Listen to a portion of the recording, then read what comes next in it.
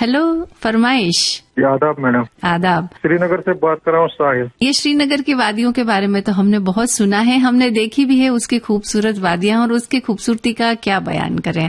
एक से बढ़कर एक नजारे हैं। तो आप कुछ कहना चाहते हैं तो बताइए श्रीनगर के बारे में। धीरे धीरे सर्दियाँ शुरू हो चुकी है लगभग। सुबह शाम अब अच्छी खासी ठंड होती है क्योंकि अब तो गर्मियों के दिन गए, अब तो सर्दियों के दिन आ गए।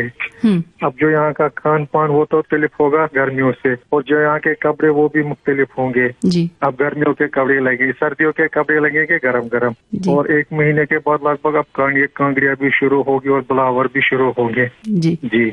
तो जब वहाँ बहुत सर्दी पड़ती है, जैसे अब दिसंबर और जनवरी, तो बहुत खास तौर पर वहाँ बहुत बर्फबारी भी होती है, बहुत सर्दी होती है, तो जब एक कड़ाके की सर्दी होती है तो इससे निपटने के लिए आप थोड़े जो इंतजाम एक्स्ट्रा आपको करने पड़ते होंगे, क्या इंतजाम करते हैं आप? वो जी वही मैडम, कांगड़ियों का ये इस्तेमाल करते हैं ज्यादातर, और ब्लावर और बुखारिया भी जलाते हैं कई कई लकड़ियों के। और आजकल ऐसा भी हुआ कि अब घर में ही लोगों ने मतलब जो नए नए मकान बनाए थे वो अब घर में ही हमाम रखते हैं सर्दियों के लिए, तो फिर वो उसी को लकड़ियों से जलाते हैं। आजकल इलेक्ट्रिक हमाम भी आए हैं, वो भी इस्तेमाल करते हैं। कांगड़ी का आपने जिक्र किया है। कांगड़ी एक ऐसा वो एक इस टाइप का एक बर्तन के जैसा होता है ना, बना हुआ, जिसमें थोड़े से कोयले वगैरह डाल करके जब आप बाहर जाते हैं तो वो रोब जो पहनते हैं उसके अंदर ही आप उसे पकड़ के रखते हैं ताकि वो शरीर को गर्म रखे।